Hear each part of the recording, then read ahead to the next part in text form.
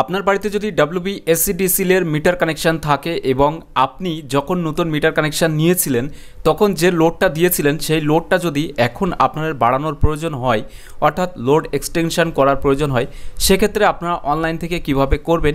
তো আপনারা সকলে জানেন যে West Bengal state electricity distribution company limited অর্থাৎ রাজ্য বিদ্যুৎ পর্ষদ যেটা WB/AC/DC-L, এখান থেকে নতুন মিটার কানেকশানের জন্য যেমন অনলাইন বাধ্যতামূলক করা হয়েছে, লোড এক্সটেনশনটাও কিন্তু আপনাকে অনলাইন থেকেই করতে হবে। তো এই ভিডিওর মাধ্যমে সমস্ত তথ্যটা দেখাবো। আপনার বাড়িতে নতুন আপনি ফ্রিজ নিয়েছেন, এসি নিয়েছেন বা হাই ক্যাপাসিটি লোডের কোনো রকম যন্ত্রপাতি ইলেকট্রনিক্সের আপনি নিয়েছেন, এক্ষেত্রে আপনার লোডটা বাড়াতে হবে।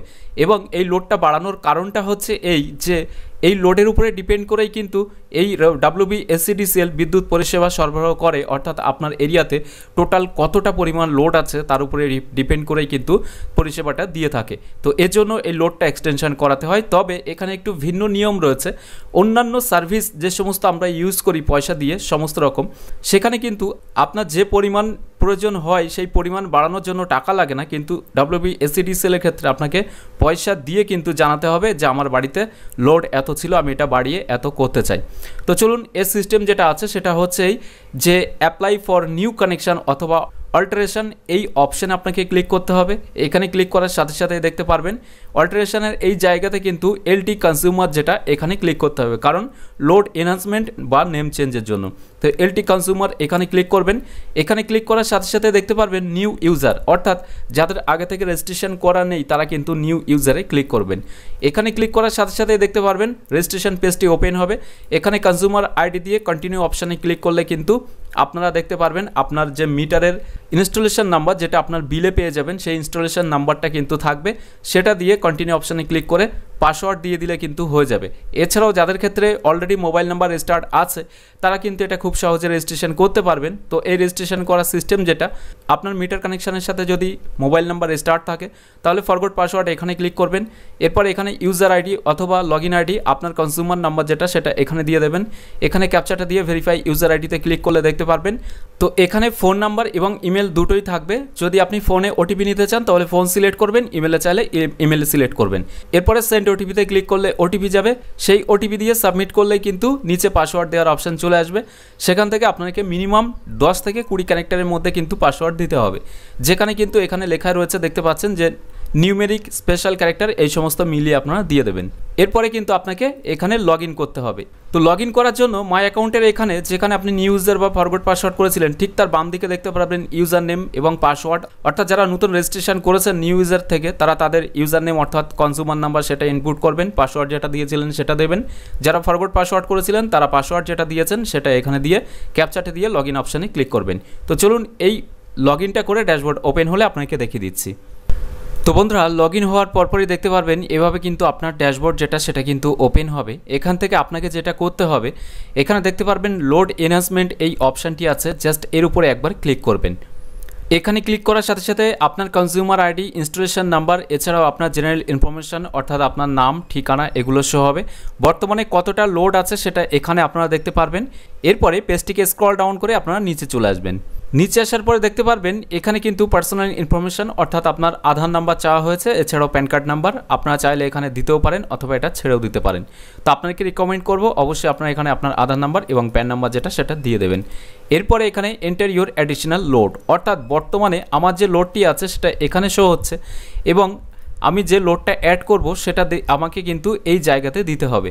এবং যখনই আমি এখানে লোডটা দিয়ে দেবো এরপরে ভেরিফাই লোডে ক্লিক করলে আমার টোটাল লোডটা এখানে চলে আসবে। অর্থাৎ আগে যে লোডটা ছিল এখানে 195.5 ওয়াট, এটাই কিন্তু বর্তমান আমি যে লোডটা দিচ্ছি বা অ্যাড করব তার সাথে অ্যাড হয়ে টোটালটা এখানে দেখাবে। তো এর জন্য আপনাকে কিভাবে বুঝবেন যে আপনার কত লোড দিতে হবে, এর জন্য এখানে ক্লিক হেয়ার যে অপশানটি আছে এখানে আপনারা ক্লিক করে দেবেন। এখানে ক্লিক করার সাথে সাথে এরকম একটি উইন্ডো ওপেন হবে, অর্থাৎ কোটেশন ক্যালকুলেটর। এখানে অ্যাপ্লিয়েন্সেস এই জায়গাতে আপনাকে সিলেক্ট করতে হবে আপনি কি কারণের জন্য লোড বাড়াতে চাইছেন। তো আপনি যদি এয়ার কন্ডিশন বা এসির জন্য বাড়াতে চান তাহলে এখানে এয়ার কন্ডিশন আপনার 1 টন হলে 1 টন সিলেক্ট করবেন, যদি এটা 1.5 টন হয় তাহলে এখান থেকে আপনাকে 1.5 টন সিলেক্ট করতে হবে।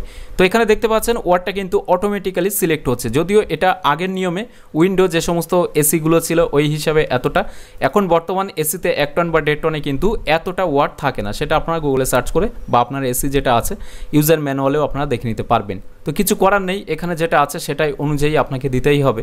তো আপনার এসি যদি 1.5 টন হয়ে থাকে তাহলে 1.5 টন এখানে সিলেক্ট করবেন, অটোমেটিক্যালি ওয়াট নিয়ে নেবে। এরপরে কতগুলো ইকুইপমেন্ট আছে সেটা এখানে সিলেক্ট করবেন, এরপরে অ্যাড বাটনে ক্লিক করবেন।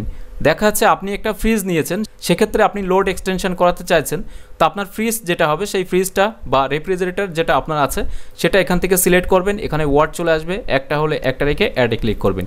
তো চলুন আমি এখানে একটা ফ্রিজ অ্যাড করব, এর জন্য এই অ্যাডে ক্লিক করলাম একে। এরপরে আমি এখান থেকে 1 টনের একটা এসি অ্যাড করব, এর জন্য এটা ক্লিক করলাম। এরপরে ইকুইপমেন্টের এখানে 1 সিলেক্ট করে দিলাম, অর্থাৎ একটির জন্য। এরপরে অ্যাড বাটনে ক্লিক করলাম। টোটাল লোড কিন্তু দেখতে পাচ্ছেন 1680 ওয়াট। তো এখানে কিন্তু 1.68 কিলোওয়াট হয়েছে, অর্থাৎ 1680 ওয়াট।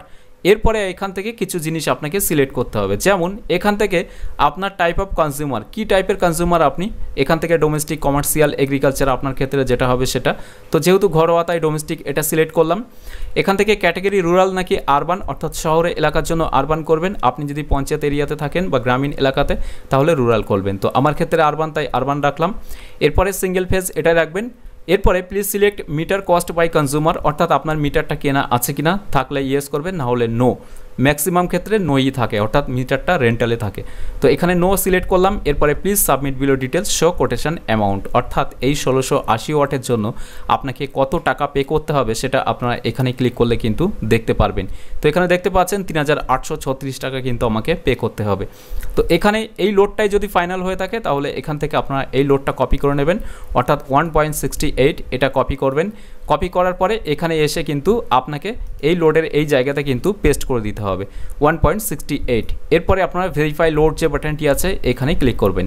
এখানে ক্লিক করার সাথে সাথে দেখতে পাচ্ছেন এখানে কিন্তু একটি মেসেজ দিয়ে দেওয়া হবে, অর্থাৎ আপনার আগের লোড ছিল 0.1955 এবং আপনি 1.68 অ্যাড করতে চাইছেন। এটা যদি সঠিক হয়ে থাকে তাহলে ইয়েস যে বাটনটি আছে ইয়েস বাটনে ক্লিক করবেন।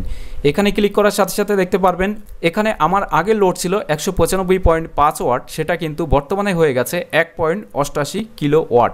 এরপরে কিন্তু পেজটিকে স্ক্রল ডাউন করে আপনাকে নিচে চলে আসতে হবে। নিচে আসার পরে দেখতে পারবেন এখানে কিন্তু ডকুমেন্টস আপলোড করতে হবে। তো এখানে কি ডকুমেন্টস দিতে হবে, নতুন মিটার কানেকশন অ্যাপ্লাই করার জন্য যে ডকুমেন্টসগুলো সেম টু সেম এখানেও আপনাকে দিতে হবে। যেমনটা এখানে পাসপোর্ট সাইজের একটা ফটো, যেটা সাইজ হতে হবে 100 কেবির মধ্যে, জেপিজি অথবা জেপিইজি ফরম্যাটে হতে হবে। এখানে passport, voter ID, telephone bill এর মধ্যে যে কোনো একটি আপনাকে দিতে হবে। তো আমি এখান থেকে ভোটার আইডি এটা সিলেক্ট করলাম। এরপরে চুজ ফাইলে ক্লিক করে 150 কেবির মধ্যে এই দুটি ডকুমেন্টস কিন্তু পিডিএফে হতে হবে, অর্থাৎ এখানে আপনার আইডেন্টিটি, পরিচয়পত্র হিসেবে ভোটার কার্ড, এটা পিডিএফে 150 কেবির মধ্যে, এবং ল্যান্ড ওনারশিপ ডকুমেন্ট, অর্থাৎ যে জায়গাতে আপনার এই মিটার কানেকশনটি আছে সেখানকার যে নথিপত্র জমির সেটা আপনাকে দিতে হবে। যদি প্রপার্টি পেপার দলিল থাকে সেটা দিয়ে দেবেন, পারচেস ডিল দলিল হলে এটা দিয়ে দেবেন, টেনেন্সি ডিড হলে এটা।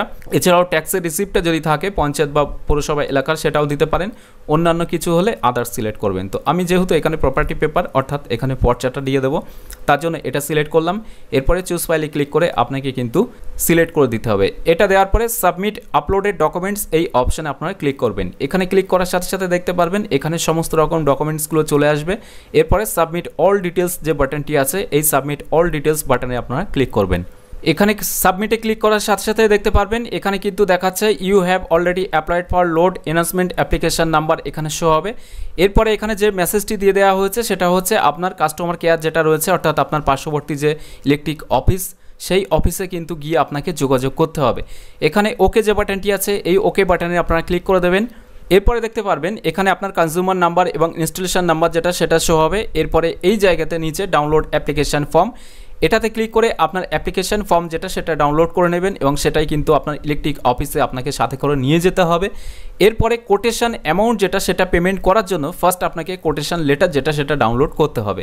এর জন্য কোটেশন লেটার এই অপশানে আপনারা ক্লিক করবেন।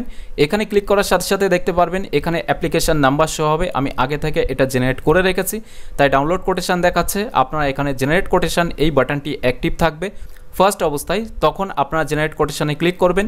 এরপরে দেখতে পারবেন ডাউনলোড কোটেশন এটা অ্যাক্টিভ হয়ে যাবে। এখানে ক্লিক করে আপনার কোটেশন লেটার যেটা সেটাকে ডাউনলোড করে নেবেন। ডাউনলোড করার সাথে সাথেই দেখতে পারবেন অনলাইন পেমেন্ট, এখানে ক্লিক করে যেভাবে ইলেকট্রিক বিল পেমেন্ট করা হয় সেম সিস্টেমে কিন্তু আপনারা পেমেন্ট করতে পারবেন। এখানে আমি অলরেডি পেমেন্ট করেছি, তার জন্য এটা দেখাচ্ছে। এরপরে লোড এনহ্যান্সমেন্ট অ্যাপ্লিকেশন স্ট্যাটাস কী অবস্থায় আছে এটা দেখার জন্য এখানে ক্লিক করবেন। এরপর অ্যাপ্লিকেশন নাম্বার শো হবে, ভিউ স্ট্যাটাস এখানে ক্লিক করার সাথে সাথে দেখতে পারবেন এখানে কোটেশন যেটা সেটা জেনারেট হয়ে গেছে, কালেকশন অর্থাৎ পেমেন্ট কমপ্লিট হয়ে গেছে, সার্ভিস কানেকশন এটা কিন্তু ওয়ার্কিংয়ে রয়েছে।